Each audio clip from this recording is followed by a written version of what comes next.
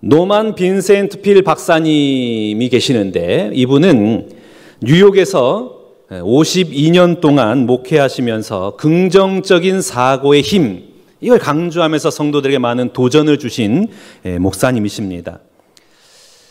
어느 날 너무 힘들고 어려운 일이 많아서 인생을 살아갈 힘이 다 빠져버린 한 성도님이 차라리 죽었으면 좋겠다 이런 생각을 하고, 그리고 이 노만 빈센트 필 목사님을 찾아와서 상담을 합니다. 목사님, 제가 너무나 힘들어서 차라리 죽었으면 좋겠습니다 하는 마음이 간절합니다. 이 세상 어디 염려 없고 근심 없고 걱정 없고 스트레스 받지 않고 평안히 살 곳 없을까요? 제 인생의 짐이 너무나 무거워서 힘듭니다. 목사님이 이 말을 듣고 가만히 있다가 이 여자 성도님을 바라보면서 이렇게 대답을 했습니다. 여기 뉴욕에서 나가면 뉴저지 턴파이크가 나오는데, 턴파이크는 유료도로, 고속도로죠. 턴파이크 나오는데 그 턴파이크를 타고 지나가다가 11번 출구에 빠지면 뉴저지에 가장 큰 공동묘지가 있습니다. 그곳에 가면 정말 고요하고 염려도 근심도 걱정도 없고 스트레스도 받지 않고 평안히 살 수가 있습니다. 그곳에 있는 모든 사람들이 얼마나 평안하게 누워 있는지 모릅니다. 그래서 그곳에 Rest in Peace, 평안히 쉬라, 이렇게 사인이 있습니다. 그곳에 가시면 될 것 같습니다. 이렇게 얘기했다 그랬죠. 그렇습니다. 여러분, 우리가 살아있는 한 고난은 우리를 떠나지 않는 법이잖아요. 모든 사람들은 저마다의 무거운 짐을 지고 매일매일 하루하루의 삶을 살아가고 있습니다. 직장인은 직장에서 스트레스를 받아가면서 그 많은 업무에 시달리기도 하고, 한 집안의 가장은 가장의 그 무게를 이겨내기 위해서 힘들고 어려운 그 모든 일들을 참아가며 경제적으로 그리고 여러 가지 생활을 해야 되는 그런 부담의 짐을 지고 살아갑니다.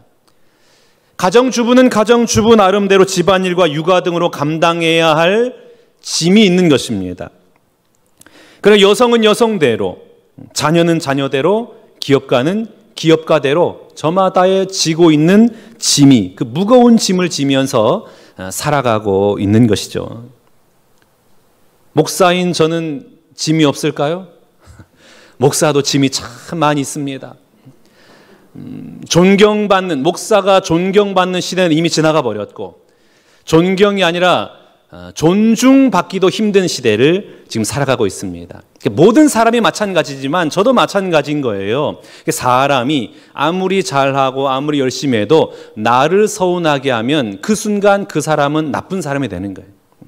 목사라는 이 일이라는 것이 절대 다수를 상대하는 직업 아니겠습니까? 그러니까 어떻게 똑같이 관심과 사랑과 에너지를 쏟을 수가 있겠어요?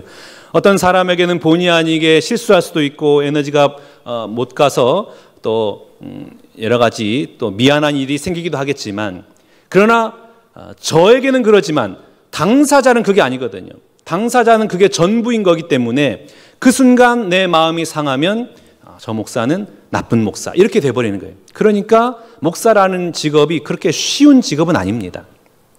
성도들을 대하는 것뿐만 아니라 사실은 이 교회를 이끌어갈 때에 교직원들을 상대할 때도 마찬가지인 거예요.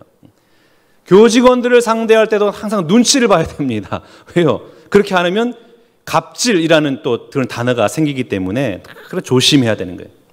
그래서 목사도 야, 저 목사는 편안하겠다, 좋겠다 이렇게 생각하지 마시고, 목사도 목사 나름대로의 무거운 짐을 짊어지면서 이 땅을 살아가는 겁니다. 그런데 사람들이 이 짐을 잘못 지게 되면 인생을 망치게 됩니다.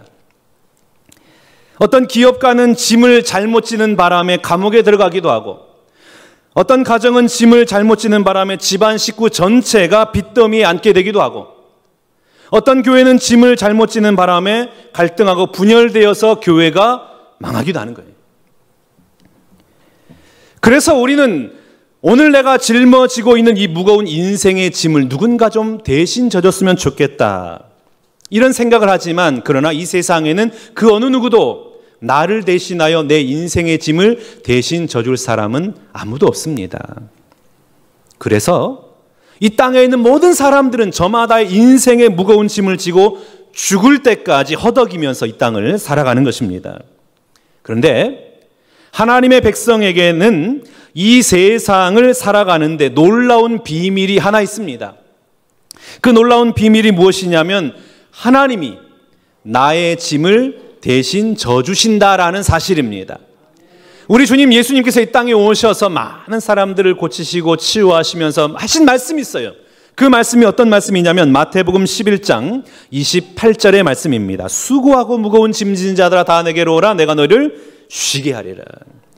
우리 주님 말씀하신 거예요. 무거운 짐진 자들아 다 내게로 오라 내가 대신 그 짐 져주겠다. 이렇게 말씀을 하고 있습니다. 오늘 예배하는 여러분 혹시 어떤 인생의 무거운 짐을 짊어지고 살아가고 있습니까? 질병의 짐인가요? 자녀의 짐인가요? 경제의 짐입니까? 영적인 짐입니까? 그것이 어떠한 짐이라 할지라도 오늘 하나님께서 우리 인생들에게 주시는 그 말씀을 붙들고 살아갈 수 있기 원합니다. 오늘 그 말씀이 무엇입니까? 오늘 보면 19절 말씀을 한번 봐보겠습니다. 날마다 우리 짐을 지시는 주 곧 우리의 구원이신 하나님을 찬송할지로다. 아멘. 날마다 우리 짐을 져주시는 하나님입니다. 날마다 에브리데이 매일매일 하루도 빠짐없이 우리를 지켜보시고 돌보시고 인도하시는 하나님이시다라는 것입니다. 그분은 날마다 순간마다 우리를 놓치지 않고 보시고 지키시고 도우시고 인도하시는 하나님이십니다. 그런데 여러분 문제는 어디에 있느냐? 내가 그 하나님을 느끼지 못한다는 거예요.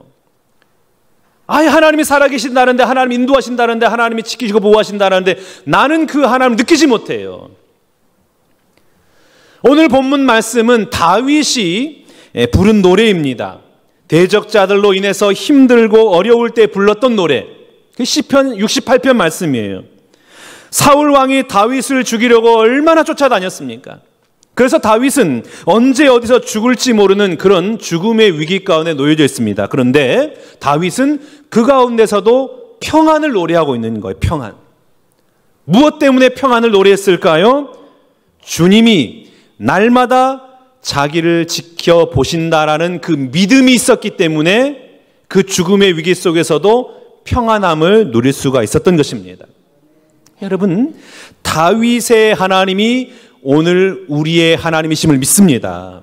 다윗의 짐을 지시는 하나님은 오늘 우리의 짐도 동일하게 져주시는 하나님이심을 믿습니다. 오늘 내가 고난당할 때에, 아픔당할 때에, 슬픔에 직면할 때에 나를 날마다 바라보시고 날마다 나를 도우시는 그 하나님이심을 믿는 믿음으로 이 땅을 걸어가는 저와 여러분 될 수 있기를 축복합니다. 마치 엄마가 아이에게서 눈을 떼지 못하는 것처럼, 아니 그보다도 더 철저하게 우리를 도우시는, 우리를 바라보시는, 우리를 위로하시는 그 하나님 바라보는 여러분 될 수 있기를 축복합니다. 참 엄마가 위대해요. 그렇죠? 잠자는 중에서도 아이의 인기척이 느껴지면은 그것을 어떻게 알았는지 금방 일어나가지고 아이에게 달려가는 것이 엄마 아닙니까? 참 모성애만큼 위대한 것은 없는 것 같아요. 본인은 못 먹더라도 자식은 어떻게 해서든 먹이는 것이 바로 모성애이지 않습니까? 그래서 우리 옛말에 흉년이 되면 어미는 굶어 죽고 자식은 배 터져 죽는다, 이 말 있잖아요. 어떻게 해서든 먹이는 거, 자녀들. 여러분, 오늘 하나님께서는 엄마가 자신의 자녀들을 돌보고 자기의 자녀들의 가운데 사랑의 에너지를 쏟아붓는 것처럼 날마다 우리 삶의 현장에 찾아오셔서 우리를 도우시고 우리를 지키시고 우리를 보호하시는 하나님이심을 믿습니다. 그러므로 우리의 짐을 대신 져주시는 하나님 앞에, 주님 앞에 여러분의 짐을 맡겨드리길 바랍니다. 시편 37편 5절 6절 말씀 봐볼까요? 내 길을 여호와께 맡기라. 그를 의지하면 그가 이루시고 내 의를 빛같이 나타내시며 내 공의를 정오의 빛같이 하시리로다. 아멘. 내 길을 여호와께 맡기라. 맡기면 너의 길을 인도할 것이다. 잠언에도 비슷한 말씀이 있습니다. 잠언 16장 3절 말씀 봐볼까요? 너의 행사를 여호와께 맡기라. 그리하면 내가 경영하는 것이 이루어지리라. 아멘. 맡기라예요. 맡긴다라는 것은 무엇일까요? 영어 성경은 이 맡기라를 어떻게 번역했냐면 캐스트로 번역했습니다. 캐스트가 뭐냐면 던지다예요. 하나님 앞에 던져버려라. 너의 그 무거운 짐을 하나님 앞에 다 던져버려라. 떠맡겨버려라. 이게 바로 캐스트예요. 내 짐을 맡겨라. 나의 귀중한 것을 누구에게 맡길 수 있을까요? 내가 가장 신뢰하는 사람에게 맡기잖아요. 내가 신뢰하지 않는 사람에게 맡기지 못해요. 내 귀중한 것은 내가 믿는 사람, 의심하지 않는 사람에게 맡기는 겁니다. 그러므로 오늘 내가 주님 앞에 내 짐을 맡겨드린다는 것은 어떤 의미겠습니까? 내가 주님을 신뢰한다라는 의미입니다. 내가 주님 앞에 맡긴다라는 것은 주님을 의지한다라는 믿음의 표현인 것입니다. 반대로 왜 못 맡겨요? 왜 맡기지 못하는 것입니까? 도우실 하나님을 신뢰하지 못하기 때문에 그래요. 역사하실 하나님의 은혜를 기대하지 못하기 때문에 못 맡기는 거예요. 이건 내가 해결해야 돼. 내가 짊어져야 돼. 여러분 힘든 것 있습니까? 혹시 문제가 있습니까? 마치 던져버리듯이 우리 하나님 앞에 여러분의 짐을 맡겨드리시길 바랍니다. 그리하면 날마다 우리의 짐을 져주시는 그 하나님의 은혜와 평강이 여러분의 삶을 지키시고 보호하시고 가장 좋은 길로 인도하여 주실 줄로 믿습니다.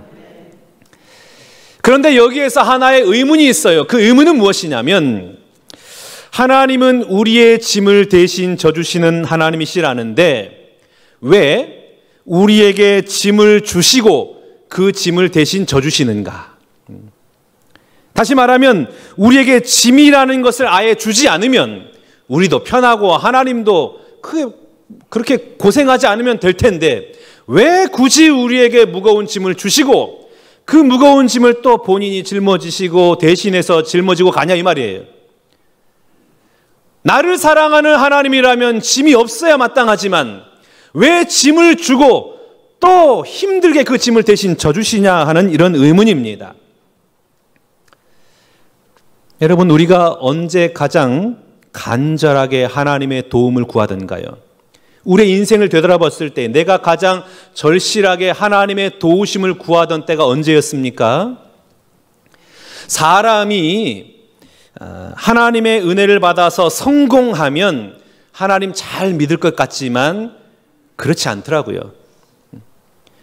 하나님 잘 믿어서 하나님의 복을 받아 경제적으로 부유해지고 세상적으로 성공하면 이제는 하나님만 섬기고 하나님 의지하고 그렇게 충성할 것 같지만 그렇지 않더라는 겁니다. 오히려 세상에서 성공하면 세상과 더 가까워지지 하나님과 가까워지지 않더라는 거예요. 세상에서 만족하기 때문에 하나님으로부터 멀어지고 그래서 더 위험에 빠지는 것입니다. 성공하고 물질적으로 풍요로워지면 풍요로워질수록 하나님의 백성은 부패해지고 결국에는 무너지게 되더라는 것이에요. 가나안에 들어간 이스라엘 백성들이 그랬잖아요. 풍요로워지니까 이제는 더 풍요로워지기 위해서 이방신을 섬기고 우상을 섬기다가 결국에는 망하지 않았습니까? 그러나 오늘 내가 육신의 큰 질병이 걸렸을 때에 사업에 부도가 났을 때에 가정에 불화가 생겼을 때 이럴 때 어떻게 합니까? 하나님 저 좀 살려주옵소서. 이 세상에 저를 도와줄 사람이 없습니다. 어느 곳을 돌아보아도 해결할 기미가 보이지 않습니다. 하나님만이 해결해 주셔야 됩니다. 하나님 살려주옵소서. 이렇게 주님 그 바짓가랑이 붙들고 매달리며 나아가면 어떻게 돼요? 하나님 은혜 베푸셔서 놀라우신 하나님 은혜 가운데 머물게 되지 않습니까? 하나님의 큰 능력을 경험하게 되잖아요. 이스라엘 백성들이 걷는 그 광야는 낮의 온도가 50도예요. 그리고 밤의 기온이 0도입니다. 일교차가 커요. 더군다나 마실 물도 없습니다. 먹을 음식도 없습니다. 쉴 그늘이 없어요.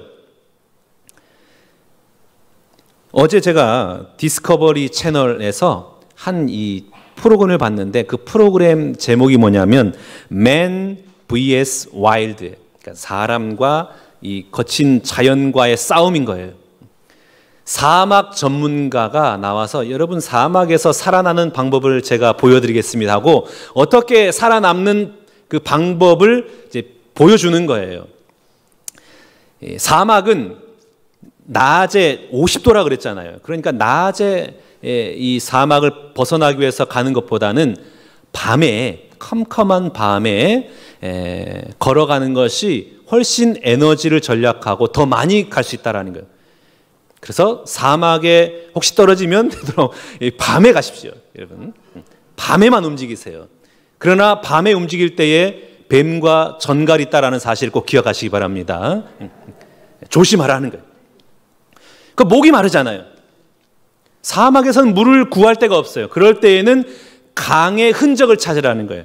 강물이 흘러갔던 흔적을 찾아가지고 그 흔적을 찾은 다음에 모래를 깊이 파면은 그 모래의 색깔이 진한 그 갈색의 색깔이 발견되면 그 모래를 파가지고 티셔츠에 그 모래를 담아요. 그래서 티셔츠를 쥐어짜고 입으로 빨아들이면 입술에 물기를 젖을 수 있어서 조금이나마 더 생존할 수 있는 가망성이 높아진다라는 거예요. 사막이 이런 곳이라는 거예요. 사막이요. 그런데 이스라엘 백성이 사막을 몇 년 동안 보냈습니까? 40년이에요. 40년을 이 광야길을 걸어갔으니 얼마나 힘들었겠어요. 그러니까 모세를 원망하지 않을 수가 없는 겁니다. 야, 모세, 너 때문에 우리가 와서 이렇게 고생하는데 우리를 죽이려고 이렇게 우리 인도했구나. 모세에게 덤벼드는 거예요. 저라도 아마 그랬을 것 같습니다. 이렇게 힘들고 어렵고 고통스러운 그때에 원망하고 있는 그때에 하나님이 이스라엘 백성들에게 주신 말씀이 있어요. 그 말씀이 신명기 8장 3절 말씀입니다. 너를 낮추시고 너를 줄이게 하시며 또 너도 알지 못하며 내 조상들도 알지 못하던 만나를 내게 먹이신 것은 사람이 떡으로만 사는 것이 아니요 여호와의 입에서 나오는 모든 말씀으로 사는 줄을 내가 알게 하려 하심이니라. 아멘. 왜 낮추셨다라는 거예요? 왜 낮추셨습니까? 하나님만 바라보게 하기 위해서요. 여호와의 말씀을 듣고 그 말씀을 붙들게 하기 위해서 낮추셨다라는 것입니다. 여러분, 사람이 왜 포기할까요? 일이 힘들어서 사람이 포기할까요? 환경이 너무나 절망스럽기 때문에 사람이 포기할까요? 아니에요. 사람이 왜 포기하느냐? 마음이 무너져 버렸기 때문에 포기하는 겁니다. 미래가 보이지 않기 때문에 포기하는 거예요. 아무리 일이 힘들고 환경이 안 좋다 할지라도 이 정신만 바로 서 있더라면 그거 이겨낼 수 있는 거예요. 이 정신이 바로 서기 위해서는 영이 살아나야 되는 거예요. 영이 살 때에 정신이 살고, 정신이 살면 육체가 살고, 육체가 살면 다시금 도전할 수 있는 힘이 생기는 겁니다. 그래서 가장 중요한 게 뭐예요? 영이에요, 영. 우리의 영을 어떻게 살릴 수가 있습니까? 하나님의 말씀이 들어갈 때에 영이 살아나는 것입니다. 하나님의 말씀이 우리 영에 들어오면 마음이 뜨거워지는 거예요. 부흥이 임하는 거예요. 영이 살고 정신이 살고 육이 살고 삶이 살아나게 되는 것입니다. 이스라엘 백성이 가나안 땅을 정복할 때에 어떤 일이 났습니까? 어떤 때에는 가나안 군사들이 이스라엘 백성과 싸우려 나왔는데 그 이스라엘 보기만 해도 그냥 도망쳐버리는 거예요. 그래서 싸우지도 않고 이깁니다. 그런데 어떤 때는 힘을 다하여 싸웠는데도 불구하고 질 때가 있었습니다. 그 이유가 무엇이었을까요? 이스라엘 백성이 전쟁에서 이긴 것은 그들이 잘해서가 아니라 여호와의 사자가 이스라엘의 편에 섰기 때문에 그래요. 반대로 이스라엘 백성들이 성공에 도취되어서 기도하지 않고 교만한 마음으로 전쟁에 임하면 어떻게 합니까? 여호와의 사자가 이스라엘 편에 서지 않아요. 그러니까 질 수밖에 없었던 것입니다. 하나님의 백성에게는 놀라운 비밀이 있습니다. 그건 뭐냐? 아무리 상황이 어렵고 절망적이라 할지라도 그 상황과 문제에 집착하지 않고 먼저 하나님의 말씀을 붙들면 그 말씀을 통하여 영이 살아나고 정신이 회복되고 육의 힘이 들어가서 다시금 믿음으로 도전하고 놀라운 하나님의 은혜를 경험하게 되는 줄로 믿습니다. 이게 바로 영적인 부흥이에요. 하나님 이걸 말하고 있는 겁니다. 하나님을 바라봐야 너희가 산다. 하나님의 말씀이 너희의 영 가운데 들어가야 너희의 삶이 회복된다. 그런데 하나님의 백성이 세상에 집착해서 하나님 말씀 무시하고 자기의 성공함에만 집착하면 처음에는 일이 잘 되는 것 같지만 그러나 그 짐이 점점 무거워져서 나중에는 그 짐에 깔려서 압사하게 되는 겁니다. 그러면 여러분, 우리가 좀 힘을 빼기 원합니다. 힘을 빼야 돼요. 내가 무엇을 하려고 하고 내가 무엇을 해결하려고 하려면은 하나님의 은혜가 임하지 않아요. 힘을 빼야 돼요. 왜 하나님이 우리로 하여금 낮추십니까? 우리를 만나주시기 위해서 낮추시는 거예요. 우리를 도와주시기 위해서 낮추시는 겁니다. 하나님만 바라보게 하기 위해서 우리를 낮추시는 것입니다. 더 겸손함으로 더 낮아져서 하나님 은혜 안에 머물고 그 말씀을 통하여 공급되어지는 그 영의 힘으로 말미암아 여러분의 삶이 강건해지시기를 주님의 이름으로 축복합니다. 19절 말씀 다시 한번 봐볼까요? 날마다 우리 짐을 지시는 주 곧 우리의 구원이신 하나님을 찬송할지로다. 아멘. 우리 하나님은 구원자이십니다. 우리의 구원자이십니다. 우리가 예수님을 믿고 죄 사함을 받아 하나님 자녀된 것도 구원입니다. 질병에서 해방되어 건강을 얻은 것도 구원입니다. 힘들고 어려운 환경 속에서 문제 해결을 받은 것도 구원입니다. 그게 다 구원이에요. 그러면 구원받은 자가 마땅히 해야 할 일이 있는데 그것이 무엇일까요? 찬송이에요. 찬송. 우리 구원이신 하나님을 찬송할지어다. 찬송하는 거예요. 그러니 여러분, 어렵고 힘든 일을 만날 때마다 절망하지 마시고 낙심하지 마시고 주저앉지 마시고 두 손 높이 들고 하나님을 찬송할 수 있기를 바랍니다. 하나님을 찬송하는 거예요. 구원하시는 그 하나님을 바라보고 찬송하는 겁니다. 어둠 속에서도 두 손 높이 들고 주님을 바라보며 찬양을 했더니 어떤 일이 발생했는지 한번 봐보십시오. 오늘 보면 24절 말씀입니다. 우리 24절 말씀을 한 목소리로 같이 봉독합니다. 하나님이여 그들이 주께서 행차하심을 보았으니 곧 나의 하나님 나의 왕이 성소로 행차하시는 것이라. 아멘. 하나님이 행차하시는 것을 본 겁니다. 절망의 현장 속에서 하나님을 바라보고 찬송하며 나아갔더니 하나님이 성소로 행차하시는 거예요. 그 전에는 성소에 모이지도 않았어요. 예배하지도 않았어요. 그렇기 때문에 하나님의 임재도 경험하지 못했습니다. 그런데 고난 중에서도 절망하지 않고 낙심하지 않고 두 손 높이 들고 하나님 찬양하며 나아갔더니 하나님께서 그 성소에 행차하신 거예요. 여러분, 하나님이 성소에 행차하시면 어떻게 됩니까? 임재하시면 어떻게 됩니까? 우리의 영이 살아나는 거예요. 그래서 여러분, 예배 때마다 우리가 하나님을 만나야 하는 이유가 바로 여기 있습니다. 영이 살아나야 정신이 살아나는 거예요. 정신이 살아나면 육이 회복되는 거예요. 육의 건강함이 임하면 이 땅을 믿음으로 도전하고 믿음으로 전진해 나아갈 수 있게 되는 겁니다. 그러면 하나님의 평강과 은혜가 우리 삶의 현장에 펼쳐지게 되는 것입니다. 하나님 만나는 거예요. 그러면 여러분, 예배 때마다 우리가 종교인이 되지 않기 원해요. 주일이니까 그냥 예배 드려야 되지, 이것이 아니라 하나님 예배를 통하여 살아계신 하나님 만나게 주옵소서. 그 간절한 마음. 하나님 만나지 않고서는 저는 이 땅을 살아갈 수 없습니다. 그 믿음의 고백으로 참된 예배자가 되는 여러분 될 수 있기를 축복합니다. 그러면 여러분, 우리가 힘들고 어려운 고통의 순간에도 어떻게 해야 되겠습니까? 빌립보서 4장 6절과 7절 말씀입니다. 아무것도 염려하지 말고 다만 모든 일에 기도와 간구로 너희 구할 것을 감사함으로 하나님께 아뢰라. 그리하면 모든 지각에 뛰어난 하나님의 평강이 그리스도 예수 안에서 너희 마음과 생각을 지키시리라. 아멘. 진짜 지혜로운 사람은 걱정하고 근심할 시간에 기도를 합니다.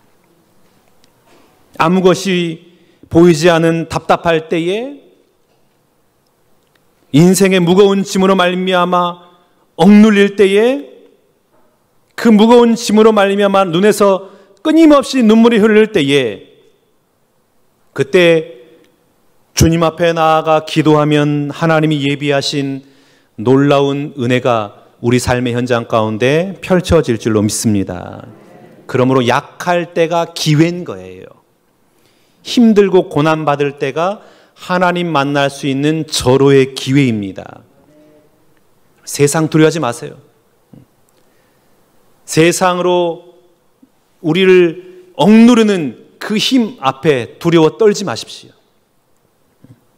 우리의 마음이 뜨거워지고 기도가 뜨거워지면 하나님의 부흥의 역사가 우리 영혼 가운데, 우리 삶의 현장 가운데 임하여 주실 줄로 믿습니다. 사랑하는 신광교회 성도 여러분, 어떤 인생의 무거운 짐을 짊어지고 계십니까? 괜찮습니다. 그것이 어떤 무거운 짐이라 할지라도 상관없습니다. 주님께 가지고 나오시고, 그리고 주님께 맡기시기 바랍니다. 주님께 던지는 거예요. 주님, 하나님, 내 짐을 받아주십시오. 던져버리세요. 그리고 주님 앞에 부르짖기 바랍니다. 주여 도와주옵소서, 역사하여 주옵소서, 간섭하여 주옵소서, 해결하여 주옵소서. 그리하여 우리의 삶의 현장에 친히 행차하시는 하나님, 왕이신 그 하나님이 행차하셔서 우리의 모든 삶을 새롭게 하는 그 사랑의 하나님, 전능하신 하나님 만나 그 하나님의 은혜 안에서 살아가는 여러분의 모든 삶의 현장이 되시기를 주님의 이름으로 축원합니다.